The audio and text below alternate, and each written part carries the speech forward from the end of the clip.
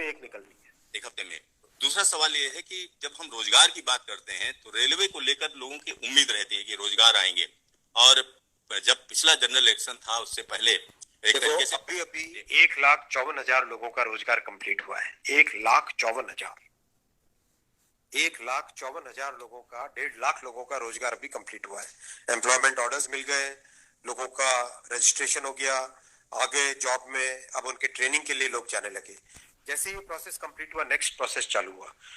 बहुत लंबे समय से सबकी डिमांड थी कि इसको एनुअल बनाया जाए। एनुअल इसलिए बनाया जाए, अगर 4-4, 5-5 साल के गैप में आता है तो कई लोगों की एज गैप में आता है तो कई लोगों की एज निकल जाती है उसमें से, राइट। इसीलिए अब एनुअल सिस्टम की तरफ मूव कर रहे हैं। जनवरी में, अप्रैल में, जून में और अक्टूबर में, इन ये चार बड़े चंक है, एएलपी, टेक्निकल, नॉन टेक्निकल और ग्रुप लेवल 1, ये जो 4 बड़ी कैटेगरीज है, इन 4 बड़ी कैटेगरीज का साल में 4 हिस्से किए गए हैं कि जनवरी में स्टार्ट करें एक जो एएलपी का, दूसरा टेक्निकल स्टार्ट करें अप्रैल में, नॉन टेक्निकल स्टार्ट करें जून में, और अक्टूबर में स्टार्ट करें लेवल 1, और ये साइकिल चलती रहे। इस प्रोसेस पे सारे के सारे कैंडिडेट्स की डिमांड लंबे टाइम से रही है कि 4-4 साल का जो फेज होता है, 5 साल का फेज होता है, कई लोग एज बार हो जाते हैं उसमें। एक हर साल आपको अपॉर्चुनिटी मिलती रहेगी तो सबको अपॉर्चुनिटी मिलेगी।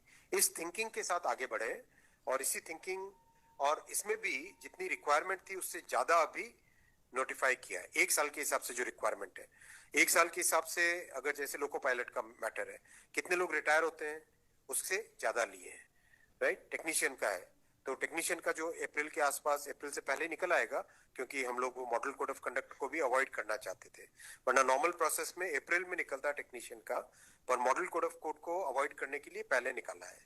तो जनवरी, अप्रैल, जून, अक्टूबर, फिर अगले साल वापस जनवरी, अप्रैल, जून, अक्टूबर, फिर अगले साल वापस, इस हिसाब से ये प्रोसेस कर रहे हैं। सर 1 साल में कितने जॉब्स निकलेंगे इसमें? डिपेंड करेगा जिसकी जितनी रिक्वायरमेंट है। हर एक जोन की अपनी अपनी रिक्वायरमेंट आती है, हर डिवीजन की रिक्वायरमेंट आती है, कोई एस्टिमेट नहीं, हर वर्कशॉप से आती है। एस्टिमेट बनता है, बन के ही तो निकलता है, फिर एस्टिमेट बन के निकलता है ना, फिर हर एक कैटेगरी के लिए अलग अलग बनता है। अभी 1.5 लाख लोगों को जॉब दिया। आप सोचो उस एग्जाम की कॉम्प्लेक्सिटी, 500 से ज्यादा शहर, कितनी शिफ्टें, 1000 से ज्यादा शिफ्टें, 15 लैंग्वेजेस, 1-1 करोड़ लोग एप्लीकेशन। कहीं पे कोई कंप्लेंट आई? 0 कंप्लेंट। कहीं पे कोई paper leak? 0 paper leak. Complete हुआ ना एकदम ट्रांसपेरेंटली। पार्लियामेंट में हमारी ऑपोजिशन के लोग, कांग्रेस के एक एमपी बोले कि आश्चर्यचकित है कि इतना बड़ा एग्जाम कैसे बिना कोई पेपर लीक के हो गया। तो एक उस चीज को भी तो देखो। Thank you sir.